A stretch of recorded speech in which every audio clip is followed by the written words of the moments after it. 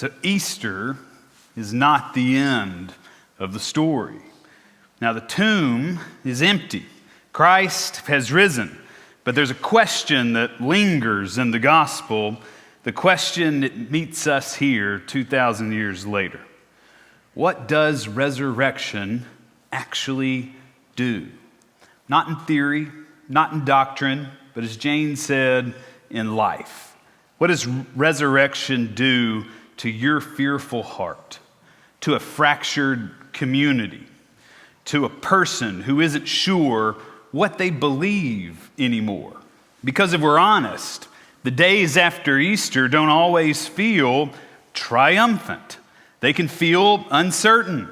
And this is where our story begins. The disciples aren't out in the streets proclaiming resurrection. They're stuck behind locked doors. They're afraid. They're uncertain. They're trying to make sense of everything that has just happened. The cross has shaken them. The empty tomb is confusing. And now they're suspended in this in-between. They're not who they were, but they're not who they're going to become either. And that's the moment Jesus enters. Not after they figured it out, not once fear had subsided, but right in the middle of it. Jesus appears among them and breathes the Spirit into the room and says, "Peace be with you." This is John's version of Pentecost here. Jesus breathes the Spirit onto the room. It's not as a greeting. It's more as a gift. Peace be with you. Not because everything is resolved, but because Christ is now present in what's unresolved. And then he shows them his hands, his side, his wounds, because resurrection doesn't erase the story, it carries it forward, transformed. This was a moment to remember for the disciples. And Thomas missed it. Where was he? He wasn't there. And when he hears about it, he can't even quite believe it. And maybe we shouldn't be so quick to judge him. John's right. Thomas isn't asking for anything more than what others have already received. They saw, they heard, they experienced, and just Thomas wants to do that too. He says, "Unless I see, unless I touch, I will not believe." Now, I don't think this is stubbornness. I think it's honesty. This is what it sounds like when faith and doubt aren't enemies, but companions. And 8 days later, Jesus does come again. The doors are still locked, which tells us something. Resurrection has happened, but fear does not disappear overnight. The doors are still locked, and still Jesus enters. And again, he says, "Peace be with you." And this time he turns to Thomas, not with frustration, not even with disappointment, but with invitation. He says to Thomas, "Come closer, touch, see, do not be afraid." There's no shame here. There's only presence, grace, only a willingness to meet Thomas exactly where he needs to be met. And that is what resurrection does for us today. It doesn't demand certainty. It creates space for encounter. It doesn't silence our questions. It meets us in the midst of them. It doesn't push us past doubt. It draws us deeper through it. Because resurrection isn't fragile. It doesn't need our perfection to sustain it. It's strong enough to hold all of our uncertainty. And I think that detail matters. Because there are many of us who live somewhere in Thomas's world. We believe, but we have questions. We hope, but we hesitate. We want to trust, but yet we struggle to see. And maybe what we need to hear this morning is this: you are not disqualified from resurrection life because you have questions. You are not outside the story because you are uncertain. In fact, it may be that your questions are the very place where Christ is already meeting you. There was an old professor where I went to seminary and worked at Mercer University. His name was John Claypool, very famous homiletician. He used to say this: there's more honest faith in an act of questioning than from silent submission. I agree. Question away. And what needs to be asked, ask it. Let your burning questions burn. And when you do, you will hear Christ say, "Come closer, touch, see." It's not a test, it's an invitation. And something happens in that moment. For Thomas, he responds, not with carefully constructed statements, but with something deeper. He says, "My Lord and my God." Not because all his questions are answered. He still has all of those questions, but because he has encountered something, and that something is real. And that's the shift from belief as certainty to faith as relationship. From needing all the answers to just trusting that you don't have the answers, but you have presence. This is life that can emerge from Christ for all of us as we move beyond death. His presence with us is now breathing peace into our anxious hearts. His presence among us is creating space for our honest questions. His presence among us is forming a community that can hold uncertainty and still call that faith.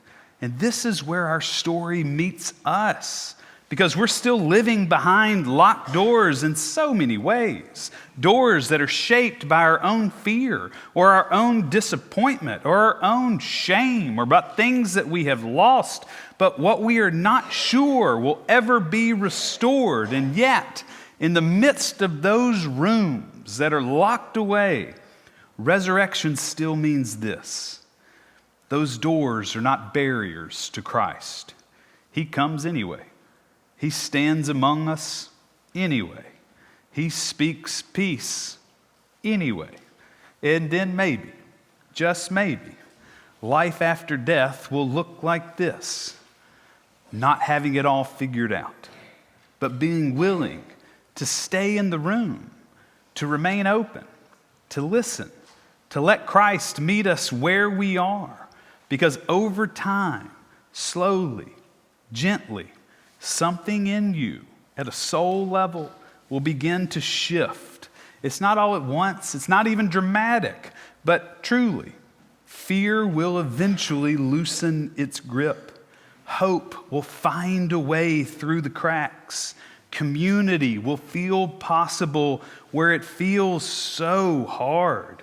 And then you can begin to live differently, more honestly, courageously, and even together. That's how resurrection moves. Not just in empty tombs, but also in locked rooms. Not just in certainty, but also in our questions. Not just in individuals, but in communities that are learning to stay together. So if you find yourself this morning somewhere between belief and doubt, if you find yourself wanting to trust more, but you're just unsure how or you can't, if you find yourself behind a locked door of your own shame, then I hope you'll hear this. Christ is not waiting for you on the other side of certainty. Christ is already in the room, standing among you, speaking peace, holding out wounded hands, inviting you closer. And that's where life can begin again for you. not in having all the answers. Can't say that enough. But encountering the one who meets us in every question. Now, I could end right here and just walk away. But before we rush past this moment, there is one more thing that I think we are meant to see. When Jesus stands among Thomas and the disciples, when Jesus speaks peace, when he invites Thomas to come closer, he doesn't hide his wounds. He shows them. He shows his hands, his side, the scars on Jesus' body, even after he's resurrected. They remain, which means resurrection is not about going back to what was. It's not a return to an untouched life. It's not an erasing of the pain that life has caused. We said this last week. It's not a returning. It's a becoming. The cross was real. The pain that Jesus endured was real. The wounds that were inflicted were real. And they're still visible. But they're no longer the end of Jesus' story. They've been taken up into something new. Those wounds have been transformed. And I think that matters deeply because it speaks directly to our lives too. Because like Christ, we carry all kinds of wounds. Some are visible, most are hidden. Things said to us that we can no longer unhear, things that have been done to us that we can no longer undo, losses that we didn't choose but endured, griefs that won't ever disappear. And the promise of resurrection is that these things aren't going to get erased. They're just not going to be the final act of your story. Healing is possible, even if wholeness looks different than you ever imagined. The places that are marked by pain can now become places that are marked by grace. What once wounded us no longer gets to define our forever. The scars will remain, but now they tell a different story. Not just a story of what happened to us, but a story of how God brought us through it. Not just a story of how we suffered during that season of our life. Not even just a story of survival. It's now a story of transformation, of life, and even more. Those scars become places of connection. Because I don't know if you've ever had this opportunity, but when you share your wounds with someone, it connects you in a bond that the two of you have forever. It's through Jesus' wounds that Thomas felt bonded. It's through those scars that his faith went deeper and trust was built, which means the very place that we want to hide from may actually be the very place where Christ is revealed. All of this tells us that we don't have to live pretending everything's fine. I'm 100%. I'm completely certain. Scars are going to happen. But it doesn't mean that, or it does mean, we can learn to live honestly with what has been. And we can also trust that God is still at work in what is becoming. Resurrection, transformation, it's not a returning, it's a becoming. It means we can say, yeah, it hurt. Yeah, that thing changed me. But yeah, somehow I'm still here. I didn't die from this. I still have life in me. And I'm not erasing whatever that was, but Christ is transforming me from it.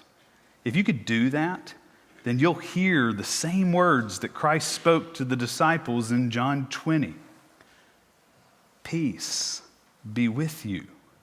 And we can carry this peace with us into our questions, our communities, into our still healing lives. Yes, the scars remain.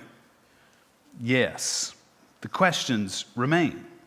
But resurrection is not undone by either, because Christ remains, present in the wound, faithful in the wondering, alive in the becoming, and even now leading us all forward from death to life.